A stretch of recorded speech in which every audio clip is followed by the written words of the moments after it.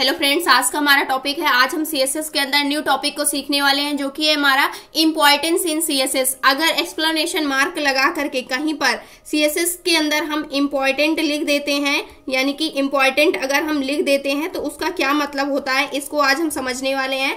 तो सबसे पहले हम ये देखते हैं कि इंपॉर्टेंट का मतलब क्या होता है सीएसएस के अंदर। इंपॉर्टेंट का मतलब तो महत्वपूर्ण होता ही है कि कोई भी चीज अगर काफी ज्यादा इंपॉर्टेंट है तो उस कंडीशन पे हम इंपॉर्टेंट लिख सकते हैं। लेकिन क्या इफेक्ट पड़ता है हमारी सीएसएस प्रॉपर्टी के ऊपर, इसको हम समझ लेते हैं। सबसे पहले यहाँ पर अगर आप देखें तो to show the most specific thing in document, यानी इसका काम क्या होता है कि अगर आप किसी भी चीज को हाईलाइट करके रखना चाहते हैं अपने डॉक्यूमेंट के अंदर, यानी कि वो चेंज ना हो, कोई भी स्पेसिफिक थिंग हो सकती है, तो उस कंडीशन पे हम इंपॉर्टेंस देते हैं उसको। तो इसको हम कैसे समझ सकते हैं, जैसे यहाँ पर हमारे पास एक H2 हेडिंग है। ये H2 हेडिंग है, इसका बैकग्राउंड कलर मैंने यहाँ पर क्या सेट किया हुआ है, ब्लू कलर सेट किया हुआ है, और इसके आगे मैंने इंपॉर्टेंट लिख दिया है एक्सप्लेनेशन का मार्क लगा करके। उसके बाद मैंने क्या लिख दिया है, इंपॉर्टेंट लिख दिया है। इसका कहने का क्या मतलब है, अगर मान लीजिए जो हमारी कैस्केडिंग क्या होती है, एल्गोरिदम होती है, कैस्केडिंग होती है, वो क्या कहती है, अगर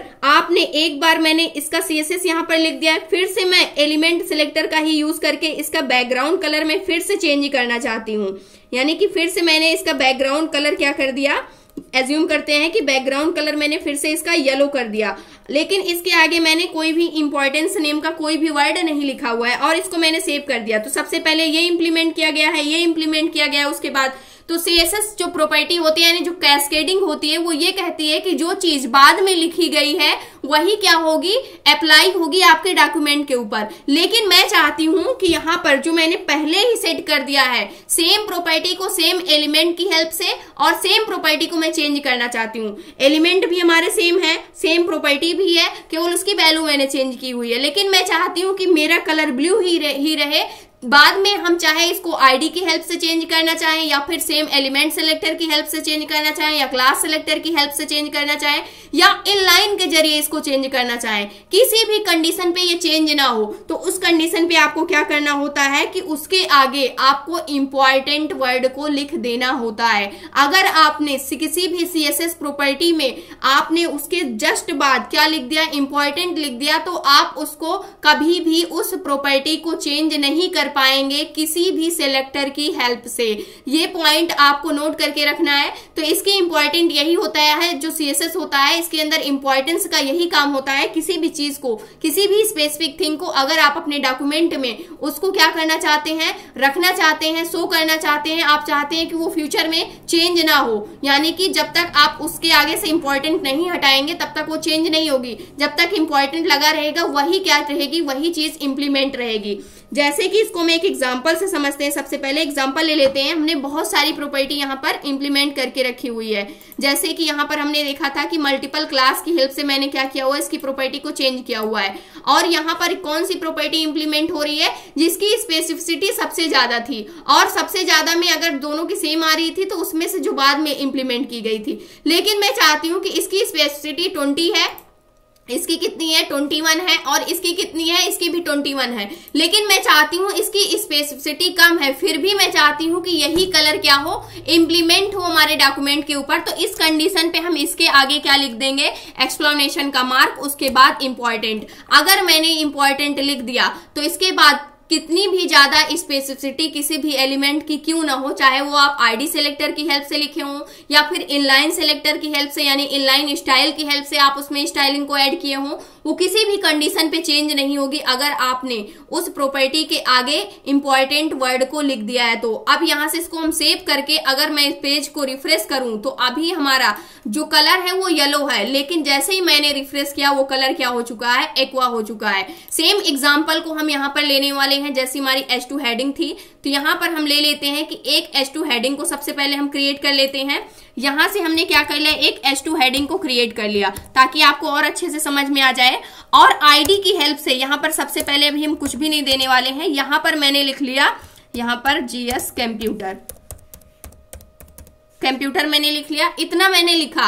अब इस हेडिंग का बैकग्राउंड कलर मुझे क्या करना है, चेंज करना है। मैं चाहती हूं जो इसका बैकग्राउंड कलर है, सबसे पहले H2 सिलेक्टर को लेंगे और इसका मैंने जो बैकग्राउंड कलर सेट किया, बैकग्राउंड कलर मैंने यहां से कर दिया एज्यूम करते हैं इसको मैंने ब्लू कर दिया, इसका बैकग्राउंड कलर ब्लू कर दिया और इसको मैंने सेव किया। सेव करने के बाद इस पेज को मैंने यहां से क्या कर दिया, रिफ्रेश कर दिया। रिफ्रेश करने के बाद यहां पर हमारी हेडिंग आ चुकी है H2 और जिसका बैकग्राउंड क्या हो चुका है, ब्लू हो चुका है। अब मैं इसको बाद में चेंज करना चाहती हूँ, तो चेंज करने के लिए मैं फिर से H2 सेलेक्टर को मैंने लिया, यानी एलिमेंट सेलेक्टर को, और इसका मैंने बैकग्राउंड कलर चेंज करके क्या कर दिया, यहां पर मैंने ग्रीन येलो कर दिया इसका बैकग्राउंड कलर, और इस पेज को मैंने क्या कर दिया, यहां से रिफ्रेश कर दिया। रिफ्रेश करने के बाद इसका बैकग्राउंड कलर क्या हो गया, चेंज हो गया, क्योंकि जो CSS बाद में लिखी जाती है सेम एलिमेंट की हेल्प से सेम प्रॉपर्टी को हम चेंज करने की कोशिश कर रहे हैं, तो बाद वाली क्या हो रही है, इंप्लीमेंट हो रही है इस कंडीशन पे। लेकिन यहां पर मैं चाहती हूं कि जो हमारा एलिमेंट है, अगर सेम एलिमेंट की प्रॉपर्टी को सेम एलिमेंट सिलेक्टर की हेल्प से मैं चेंज कर रही हूं, तो यहाँ पर इसकी भी स्पेस सिलेक्टर स्पेसिफिसिटी 1 है और इसकी भी क्या है, 1 है। लेकिन जो बाद में लिखी गई है उसी की CSS इंप्लीमेंट हो रही है। लेकिन मैं इंपॉर्टेंस किसको देना चाहती हूँ कि ब्लू वाले को ही इंपॉर्टेंस मिले, कि यही वाला कलर रहे, आप इसको कितनी भी बार बाद में चेंज करना चाहें लेकिन वो चेंज ना हो। तो उसके आगे आपको उसी CSS प्रॉपर्टी को लिखने के बाद, उसकी वैल्यू लिखने के बाद, उसके जस्ट बाद आप इसको लिख देंगे, उसके बाद सेमीकोलन से क्या कर देंगे, इंड कर देंगे। फिर पेज को मैंने रिफ्रेश किया तो इसका बैकग्राउंड कलर क्या हो चुका है, ब्लू हो चुका है। अगर मैं चाहूं इसको आईडी की हेल्प से चेंज करूं, यहां पर मान लीजिए मैंने इसको एक आईडी दे दिया।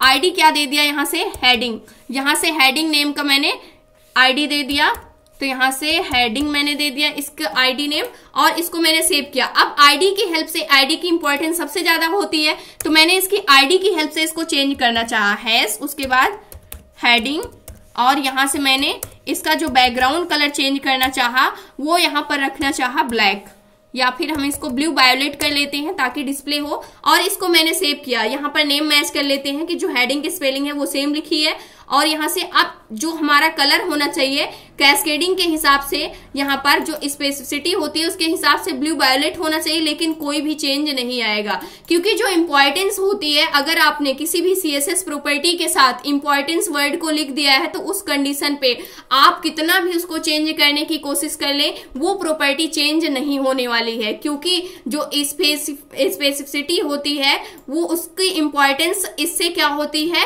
कम हो जाती है। चाहे वो आप इनलाइन स्टाइल की हेल्प से अगर आप चेंज करना चाहते हैं फिर भी आप इसको नहीं चेंज कर पाएंगे।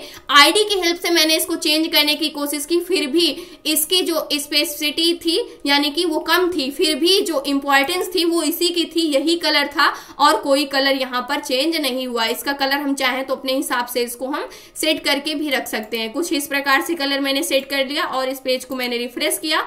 सबसे पहले इसको हम सेव कर लेते हैं, तो यहाँ पर आप थोड़ा डार्क येलो में हमारी हेडिंग का कलर क्या हो जाएगा, डिस्प्ले होने लगेगा। तो ये चीज आपको समझ में आ गई कि जिस भी चीज को अगर आपको इंपॉर्टेंस देनी है कि आप उसको बाद में किसी भी सेलेक्टर की हेल्प से, चाहे वो आप कैस्केडिंग इंप्लीमेंट करना चाहें उस पर, या फिर आप सेलेक्टर स्पेसिफिसिटी इंप्लीमेंट करना चाहें, उसकी भी हेल्प से वो चेंज ना हो पाए, तो उस कंडीशन पे आपको क्या देना है, उसके आगे इंपॉर्टेंस वर्ड को लिख देना है। तो ये समझ में आपको अच्छे से आ गया होगा, ये आपको हमेशा ध्यान में रखना है।